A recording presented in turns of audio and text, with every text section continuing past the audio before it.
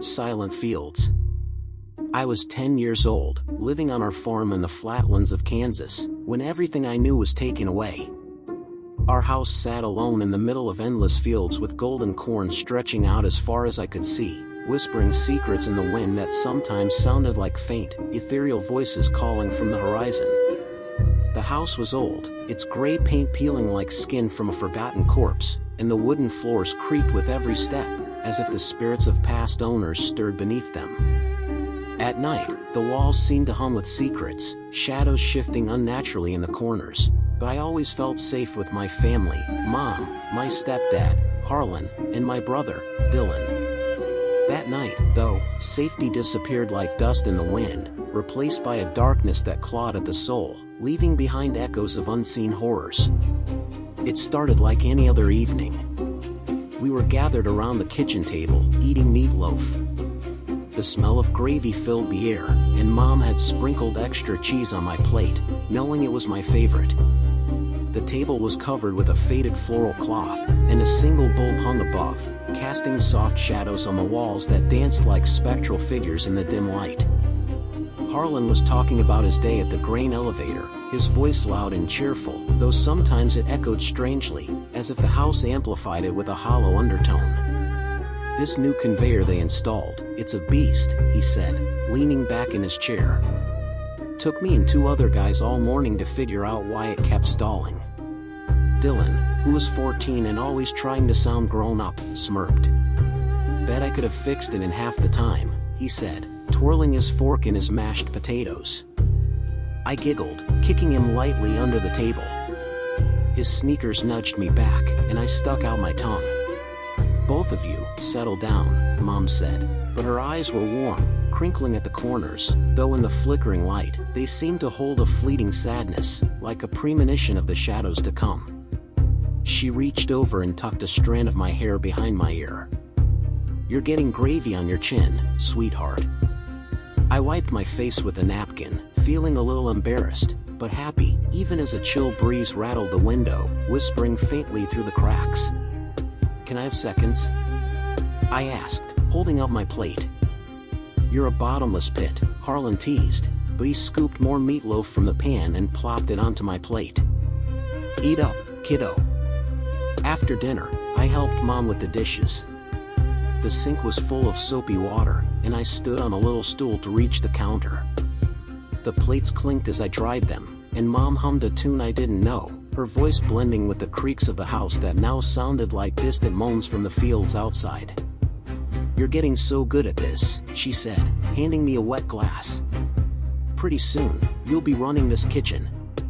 I grinned, feeling grown up as I stretched to put the glass in the cupboard, but as I did, a shadow passed over the window, quick and formless, making me pause, though I told myself it was just a bird.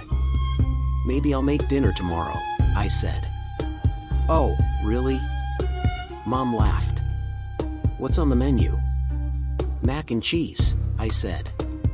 And she laughed again, her voice soft and warm, echoing slightly as if the walls absorbed it and whispered it back.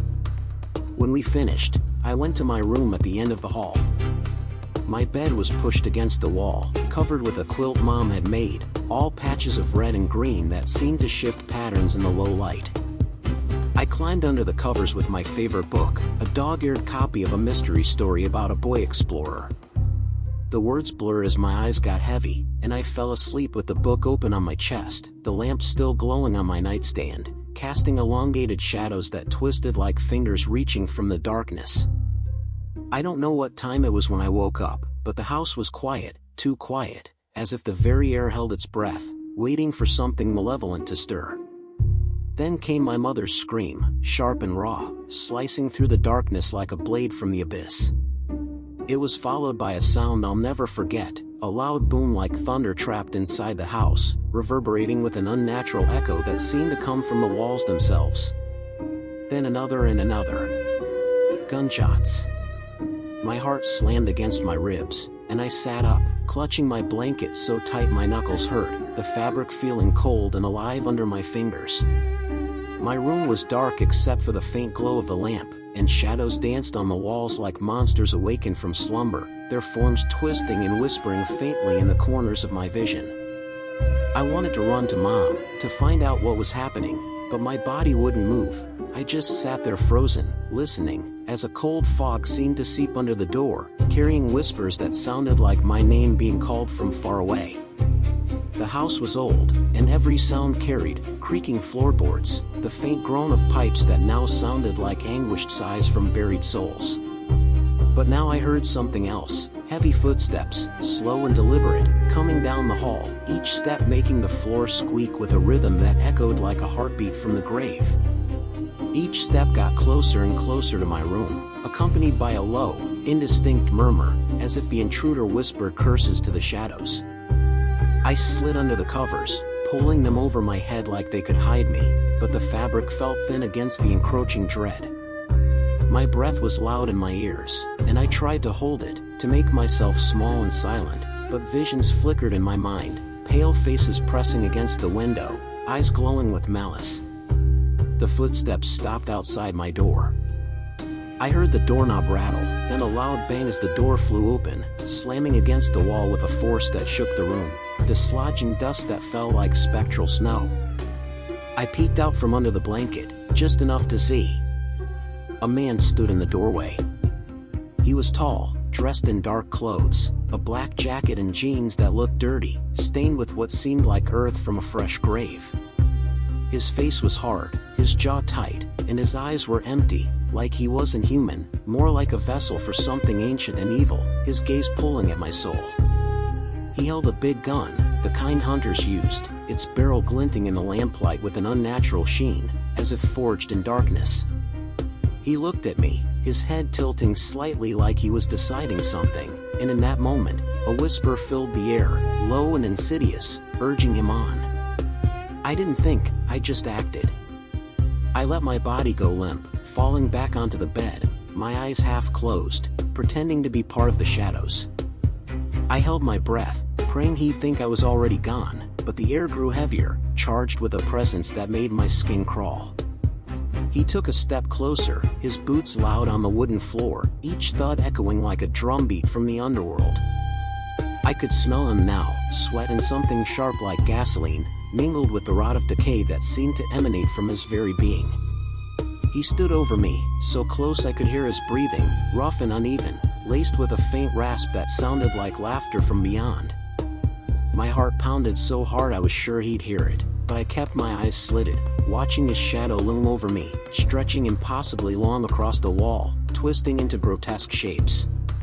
Then he raised the gun, and the room seemed to darken further, as if the light fled from his presence. The shot was deafening, a roar that made my ears ring, the bullet tearing through the air, missing my head by inches and hitting the wall behind me, sending plaster dust sprinkling onto my face like ashes from a funeral pyre. But I didn't move. I didn't blink. I stayed still, my body stiff, pretending to be dead, even as whispers swirled around me, mocking my fear. He stood there for a long moment, his shadow blocking the light, pulsing faintly as if alive. I thought he'd shoot again, but he didn't. He muttered something under his breath, too low for me to hear clearly, but it sounded like an incantation, words that twisted in the air. Then he turned away, his footsteps echoing as he walked out, the floor creaking under his weight with a groan that seemed to come from the house itself, protesting the evil within. I didn't move, not even when I heard him rummaging through the house, drawers slammed with crashes that echoed like thunder, glass shattered with tinkles that rang like breaking souls, and something heavy thudded to the floor, sending vibrations through the walls. Every sound made me flinch inwardly, but I stayed still, my muscles aching from holding the same position, visions of ghostly hands reaching from the shadows to pull me under. I kept thinking he'd come back, that he'd know I was alive, drawn by some mystic sense, the house betraying me with its creaks. The house felt alive with danger now, every creak and groan making my stomach twist, as if the building itself harbored spirits awakened by the violence, whispering accusations. Finally, I heard the front door slam shut, the sound reverberating like a final curse. The silence that followed was worse than the noise. It was thick, heavy, like the house was holding its breath too, waiting for the darkness to return. I waited, counting to 100 in my head, then 200, just to be sure he was gone, but even then, faint murmurs seemed to linger in the air, urging caution. Slowly, I opened my eyes and sat up, my whole body trembling, the quilt feeling cold and damp with sweat. My room looked wrong in the dim light. My book was on the floor, pages fluttering as if turned by invisible fingers, the lamp casting long shadows that twisted like fingers reaching from the void. I slid out of bed, my bare feet cold against the floorboards that now felt uneven, as if the ground shifted beneath them. They creaked under me, and I froze, terrified he'd hear, but the house stayed quiet, though a chill wind whispered through the cracks, carrying distant echoes. I tiptoed to the hallway, my nightgown brushing against my legs like ghostly touches. The air smelled wrong, like metal and something bitter, the scent of blood mingled with an unnatural decay that clawed at my nostrils. I didn't want to know what it was, but visions flickered, pale apparitions hovering at the edges of my sight. I went to my parents' room first, my heart pounding so hard it hurt, each beat echoing in my ears like a drum from the depths. The door was half open, and I pushed it gently, the hinges squeaking like a wail from the damned. Inside, I saw them, Mom and Harlan, lying on the floor near their bed. Blood was everywhere, dark and shiny, pooling around them like dark ink from a cursed well, tendrils seeming to reach out faintly. Mom's eyes were open, staring at nothing, but in the dim light, they seemed to follow me, pleading silently. Her hands stretched out like she'd been reaching for something, or someone, from beyond. Harlan was slumped against the wall, his head tilted at a strange angle, his face frozen in eternal surprise.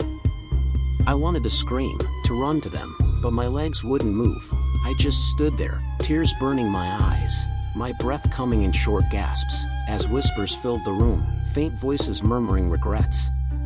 "Mom," I whispered, even though I knew she couldn't answer. Harlan, no response, just silence broken by the drip of blood that sounded like ticking from a phantom clock. I backed away, my hands shaking, and ran to Dylan's room, the hallway seeming longer, walls closing in with shadows that brushed my skin. His door was closed, and I pushed it open, praying he was okay, but a cold fog seeped from under it.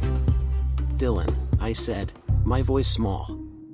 He was in his bed, his blanket pulled up to his chest. For a second, I thought he was sleeping, his form peaceful in the moonlight filtering through the window. Then I saw the dark stains spreading across his shirt, soaking the fabric like shadows consuming light. I touched his shoulder, shaking him gently. "Dylan, wake up," I said louder now. "Please." He didn't move. His face was pale, his eyes closed, but as I stared, they seemed to flutter faintly, a hallucination born of grief. I sank to the floor beside his bed, sobbing, my hands covering my face, though it cold and vibrating with unseen energy. My family was gone, all of them, and the house echoed with their absence, whispers growing louder, calling me to join them. I don't know how long I sat there, but I knew I had to get help, pushing through the haze of terror. I forced myself to stand, my legs wobbly, and made my way to the living room, each step accompanied by creaks that sounded like footsteps following me. The house felt different now, like it wasn't mine anymore. The furniture was the same, the old couch with its worn cushions, the coffee table with Dylan's trading cards scattered on it like omens, but it all felt wrong, distorted in the low light. I stepped in something wet and looked down, blood, a trail of it leading from the hallway to the front door, glistening with an unnatural sheen, as if alive. I gagged and looked away, my stomach churning, visions of spectral hands rising from the pools. I grabbed the phone from the coffee table, my fingers fumbling with the buttons, the cord feeling cold and serpentine. I dialed 911, the beeps loud in the quiet house, echoing like signals to the beyond. A woman answered, her voice calm but urgent, though it seemed distant, filtered through static that whispered faintly. 911. What is your emergency? There is a man, I said, my voice shaking so bad I could barely talk. He had a gun. He shot my family. I think they are dead. Okay, honey. Stay calm, she said. Can you tell me your address? I told her, my voice cracking. It is 1234 Rural Route, in the Flatlands near Wichita. Please, you have to come quick. Are you safe right now? She asked. I do not know, I said, looking around the dark living room, shadows pulsing in the corners. He left, but I am scared he is coming back. Help is on the way, she said. Stay on the line with me, okay? Can you find a safe place to hide? I nodded, even though she could not see me. Okay, I whispered, but the whispers in the room grew, urging me to flee. I did not want to stay in the house. It felt like the walls were watching me, like the man was still there, hiding somewhere in the shadows that now seemed to breathe. I grabbed the phone, its cord stretching as I walked to the front door, the line taut like a lifeline from the grave. I stepped outside onto the porch, the wooden boards cold under my feet, splintered as if clawed by unseen forces. The fields around the house were dark, the corn swaying like ghosts in the wind, their rustles sounding like murmurs of the dead. I sat on the steps, pulling my knees to my chest, still holding the phone, the night air thick with an oppressive dread. Are you still there? The woman asked. Yeah, I said, my teeth chattering. I am outside. Good, she said. The police are almost there. Just stay with me. Every sound made me jump, the rustle of the corn that now sounded like footsteps approaching, the creak of the porch swing moving in the breeze as if pushed by invisible hands. I kept imagining the man's face, his cold eyes that held voids of darkness, the way he'd looked at me, as if sensing my deception through mystic means. What if he was still out there, watching from the fields, his presence drawing the shadows closer? What if he knew I was alive, guided by whispers from the ether? How far are they? I asked, my voice barely a whisper. 2 minutes, she said. You are doing great, honey. Just hold on. I clutched the phone tighter, my eyes scanning the darkness, the fields seeming to stretch forever, hiding who knows what in their shadows, perhaps spirits of the slain, wandering eternally. I thought about Mom's laugh that echoed now in my mind like a ghostly melody, Harlan's silly jokes that twisted into warnings, Dylan's teasing that faded into silence. They were gone, and I was alone, the weight of their absence pressing like a curse. The thought made my chest ache so bad I could hardly breathe, tears mixing with the chill air. Finally, I saw headlights in the distance, cutting through the dark like beacons from another realm, piercing the fog that had risen unnaturally. Police cars pulled up, their lights flashing red and blue, painting the house in eerie colors that made the shadows writhe. Officers jumped out, some running inside with their guns drawn, others shouting orders I could not understand, their voices blending with the whispers. A woman officer came to me, her face kind but serious, though in the flashing lights, it seemed etched with sorrow. She knelt down, her badge glinting in the light like a ward against evil. You are safe now, she said, wrapping a blanket around my shoulders, but the fabric felt heavy with unseen burdens. We are here. I wanted to believe her, but I did not feel safe. My family was gone, and the house that used to be home was now a place of nightmares, haunted by echoes and shadows that would never leave. I looked back at it, its windows dark and empty, staring like eyes from the abyss, and I knew I would never feel safe again, the mysticism of that night binding me to its terror forever. The phantom strikes again. It was May 1946, and the small town of Shadow Creek, Arkansas, was a place gripped by fear, where the nights seemed longer and the shadows deeper, whispering tales of unspeakable horrors. The newspapers called him the Phantom Killer, a masked man who struck without warning, leaving death and terror in his wake. His presence felt like a curse upon the land.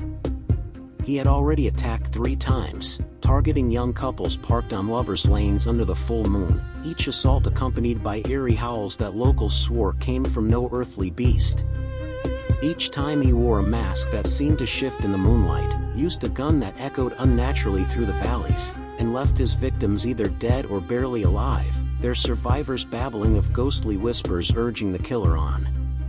The whole town was on edge. Folks armed themselves with rifles and charms, locked their doors with extra bolts, and prayed the nightmare would end, burning candles to ward off the darkness that seemed alive. I lived on a small farm just outside town, not far from Elias and Lydia Hawthorne's place. They were good people, hard-working farmers who kept to themselves, but lately, their home seemed shrouded in an unnatural mist that lingered even on clear days. I had known them for years. We would help each other with chores, like mending barns or gathering hay, and sometimes share a meal on Sundays, though the food now tasted of ash amid the growing dread. Elias was quiet, always with a kind word that echoed softly, and Lydia had a smile that could light up a room, though in recent weeks, it faltered, as if sensing the shadows closing in. That night, I was in my living room listening to the radio, the static crackling like distant thunder from a storm brewed in hell. The news was full of stories about the war's aftermath, but locally, all anyone talked about was the Phantom Killer, his deeds recounted with whispers of supernatural aid. I tried to read my book, but my mind kept drifting to the fear that had become a constant companion, every creak of the house making me jump, shadows on the walls twisting into masked figures. I kept my shotgun close just in case, its metal cold as if infused with the chill of the grave. Suddenly, I heard it, two sharp cracks echoing through the air, gunshots that reverberated with an unnatural depth, as if the earth itself amplified them. With everyone on high alert, gunshots were not uncommon. People were jumpy, shooting at shadows that moved on their own. But then came a third shot and a fourth, closer together, and a chill ran down my spine, accompanied by a low moan carried on the wind, like the wail of a banshee. They sounded like they came from the direction of the Hawthorne's farm, the echoes lingering longer than they should, fading into whispers. I stood up, walking to the window, peering into the darkness that seemed thicker, alive with unseen eyes. Our houses were spread out with fields in between, so I could not see their place, but something felt wrong, a heaviness in the air, as if the night conspired with malice. I gripped my shotgun, wondering if I should check on them, visions flickering of spectral forms lurking in the mist. Before I could decide, there was a frantic knocking at my door, pounding like judgments from the beyond. My heart raced as I approached, shotgun in hand, the wood of the door feeling cold and pulsing faintly. I opened the door cautiously, and there stood Lydia Hawthorne. Her face was covered in blood, her eyes wide with terror that held depths of the abyss, gasping, barely able to stand, her form flickering slightly in the porch light as if not fully real. "Help me," she whispered before collapsing into my arms, her blood warm and sticky, carrying a scent of decay. I caught her, easing her to the floor, my heart pounding as shadows seemed to gather around us. "Lydia, what happened? Where is Elias?" She tried to speak, but her words were garbled, her jaw hanging at an odd angle, blood pouring from her nose and mouth, and I saw she had been shot at least twice in the face, the wounds pulsing with an unnatural glow. My stomach churned, but I forced myself to stay calm, though whispers swirled in the room, mocking my efforts. "Stay with me, Lydia," I said, grabbing a clean cloth from the kitchen. I pressed it to her face, but the blood kept coming, seeping through like tears from the damned. "You are going to be okay." I ran to the telephone, dialing the operator with shaking hands, the line crackling with static that formed faint words. "Get me the police quick. There has been a shooting at the Hawthorne's place." While waiting for the connection, I knelt beside Lydia, holding her hand that felt icy cold. She moaned softly, her eyes filled with pain and fear, reflecting visions of masked horrors. "It is going to be all right," I said, though I was not sure I believed it, the room growing darker as shadows crept closer. The operator connected me to the sheriff, her voice distant amid the whispers. "Send someone to the Hawthorne's farm now," I shouted. "Lydia has been shot, and I think Elias might be hurt, too." I hung up and turned back to Lydia. She was trying to speak again, her voice weak, bubbling with blood. I leaned close, straining to hear over the growing murmurs. "Elias, he is dead," she whispered, tears mixing with the blood on her face, her words echoing faintly as if repeated by unseen voices. My blood ran cold, freezing like ice from a cursed stream. "What happened, Lydia? Who did this?" She shook her head, wincing, her movements stirring the shadows. "I do not know. We were in the living room. Elias was reading the paper. Then, a noise outside, like scratching from claws not of this world. Before we could move, shots came through the window. Elias fell, and then I felt something hit my face like a punch, twice. I saw him lying there, not moving. I knew I had to run.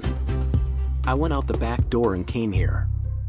Her words sent a shiver through me. The phantom killer had struck again, and this time he had come to a home, not a lover's lane, his mask perhaps hiding a face from nightmares, guided by mystic forces.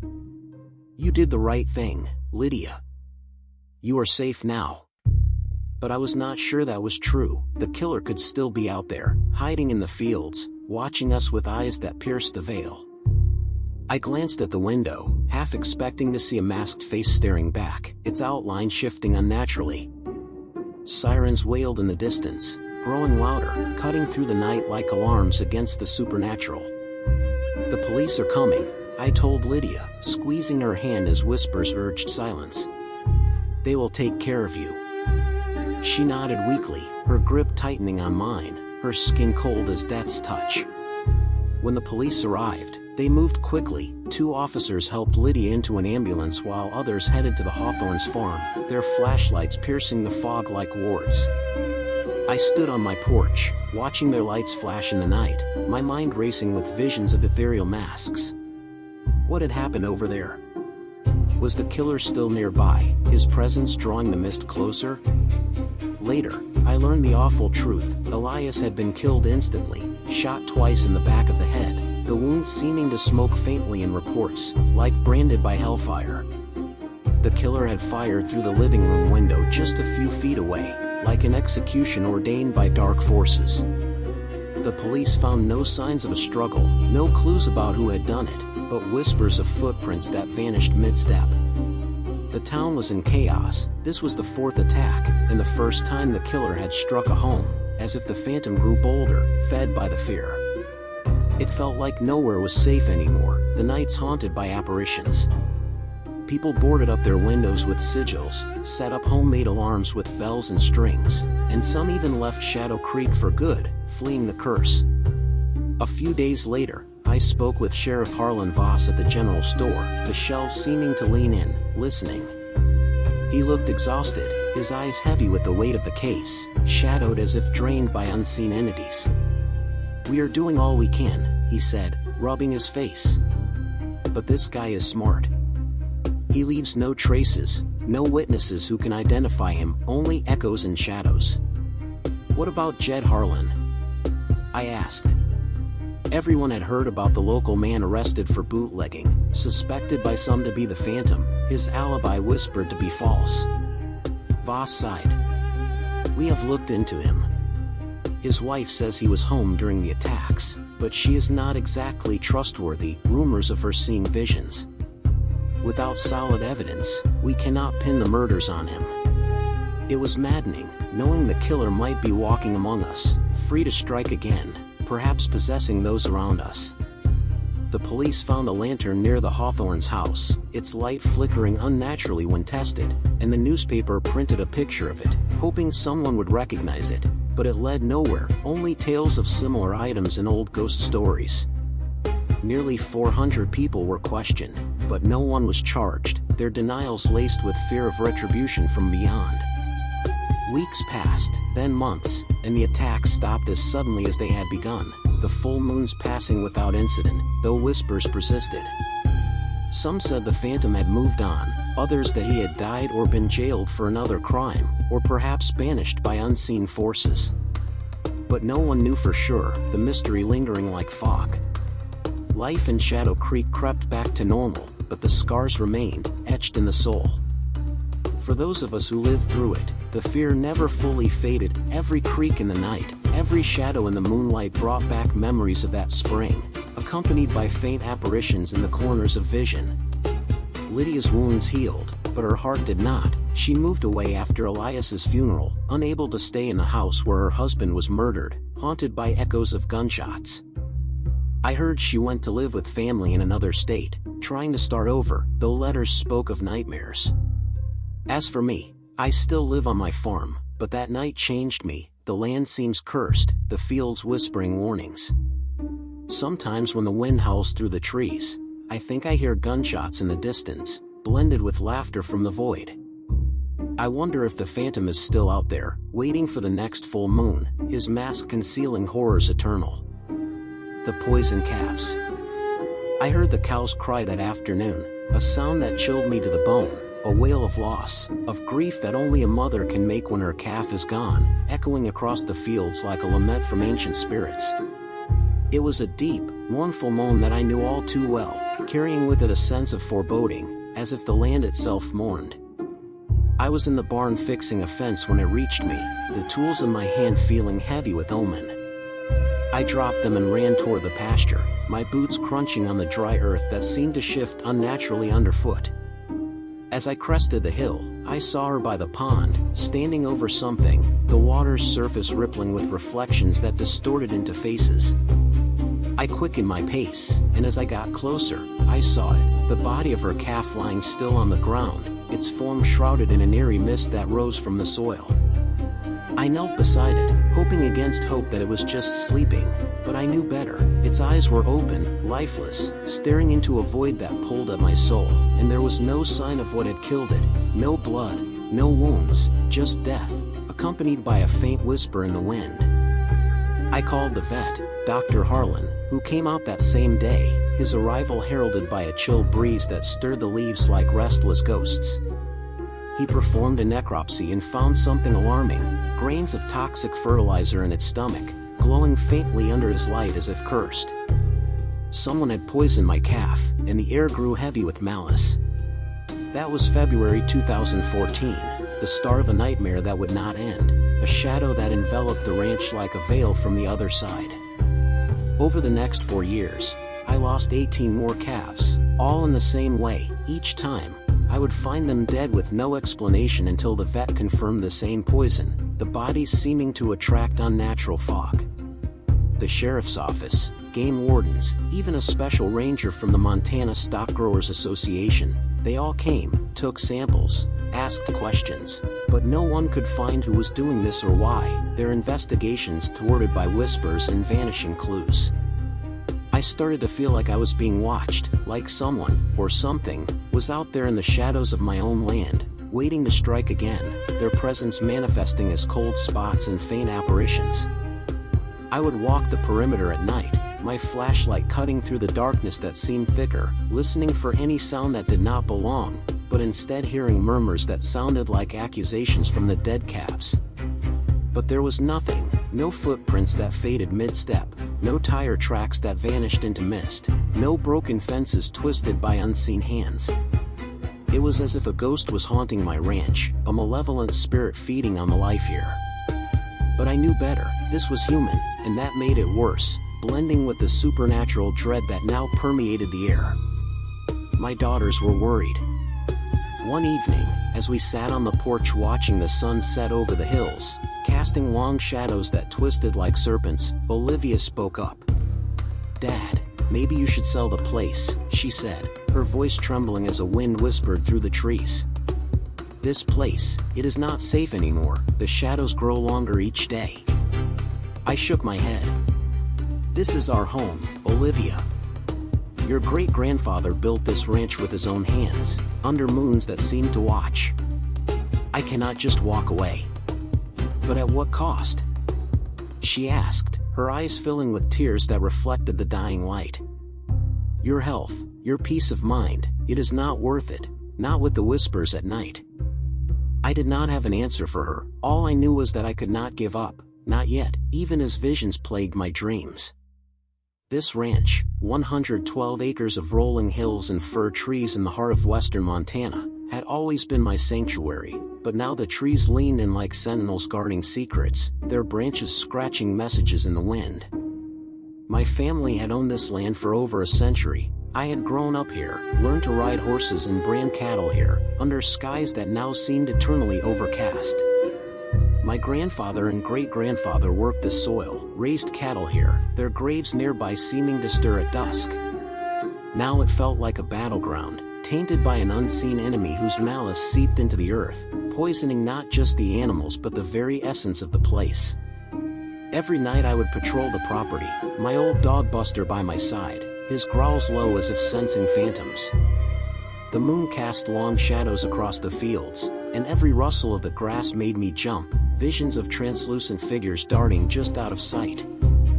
I would shine my flashlight into the darkness, half expecting to see a figure darting away, but there was never anyone there, only echoes of moans from the poisoned. One night, I thought I saw something, a shape moving near the barn, ethereal and cloaked in mist. I called out, "Who is there?" But only silence answered, broken by a faint laugh carried on the breeze. I approached cautiously, my heart racing, my hand on the rifle I now carried everywhere, its weight a talisman against the unknown. When I got there, it was just a tattered cloth caught in the wind, fluttering like a banner from the grave. I laughed at myself, but the laughter was hollow, the fear was real, and it was growing, fed by hallucinations of dead calves rising from the ground. The next morning, I found another calf dead. Its mother was nuzzling it, trying to get it to stand, but it was no use. I could see the foam around its mouth, the telltale sign of the poison, bubbling as if alive. I felt a rage build inside me, a helplessness that I could not protect my own animals on my own land, the ground seeming to pulse with dark energy. I went to the sheriff's office again. Deputy Harlan was handling the case. He was a young guy, eager, but I could see the frustration in his eyes, shadowed as if haunted. "Rod, we have checked all the usual suspects," he said, leaning back in his chair that creaked like bones. "No one is talking, and there is no evidence. It is like this person is a ghost, vanishing into the mist." "I know," I replied. "But someone is doing this. Someone hates me enough to kill my livestock, perhaps cursed by old grudges." Slowly, one by one, he sighed.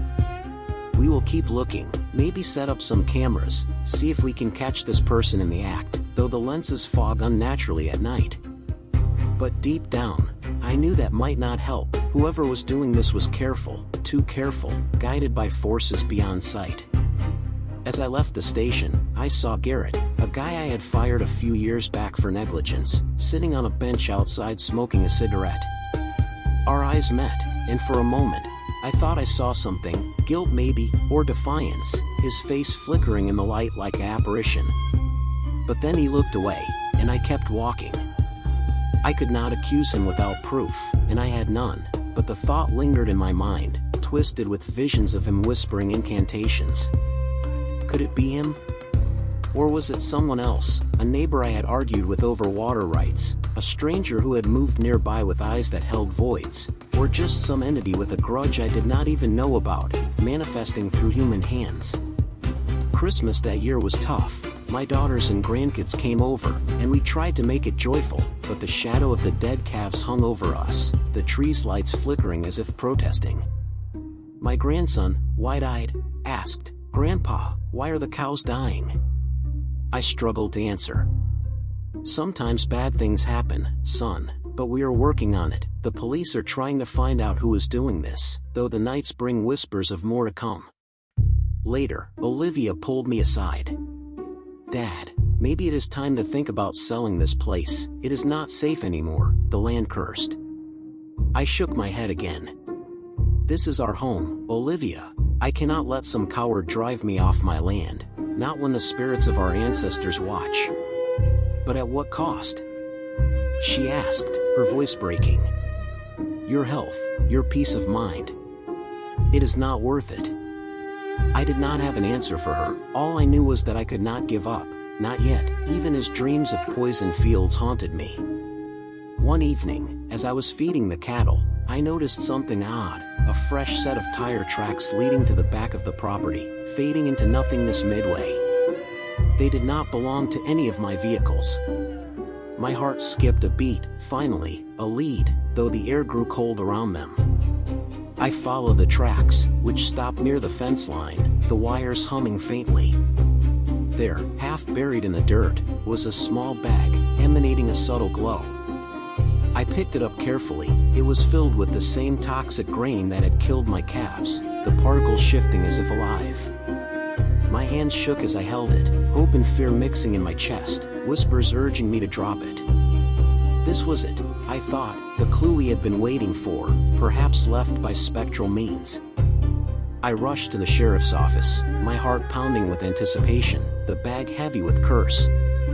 But when they analyzed the bag, they found no fingerprints, no DNA, nothing that could point to a suspect. It was as if the bag had appeared out of thin air, manifested from the void.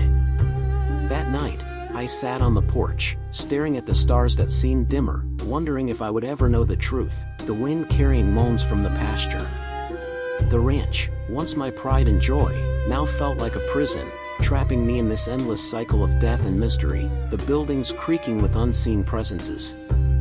Every creak of the house, every howl of the wind, made me wonder if the person responsible was out there watching, waiting for the next chance to strike, their form blending with shadows. I thought about the possibilities. Was it Garrett seeking revenge for being fired, his grudge amplified by dark forces? Was it my neighbor, bitter over our old property dispute, whispering spells under the moon? Or was it someone I did not even know, someone who hated me for reasons I could not fathom, possessed by entities from the land's past? The not knowing was the worst part. It gnawed at me, kept me awake at night, made me question every shadow, every sound, hallucinations of calves' eyes staring from the dark. On Christmas Eve 2017, I found another dead calf, its body surrounded by unnatural frost despite the warmth. I posted about it online, and the story spread. Thousands shared it, offering help, theories, even wild ideas about cults or vandals invoking ancient rites. But still no answers. The mystery grew, and so did my fear, the ranch seeming to breathe with malice. Sometimes I would sit on the porch at night, looking out over the land I loved, the rolling hills, the old pine trees, the pond where I used to fish as a boy, its waters now murmuring secrets. It was all tainted now, poisoned by this unseen enemy, the mysticism amplifying the horror. I wondered if I would ever feel safe again, if my family would ever know peace, the whispers promising more death. But I will not let this person win. Whoever is doing this, they want me to give up, to leave this land. But I will not. This is my home, my legacy, and I will defend it even if it means living with this shadow over me, forged in mystic dread. Maybe one day the truth will come out. Until then, I will keep watching, waiting, hoping that justice will prevail, banishing the curse.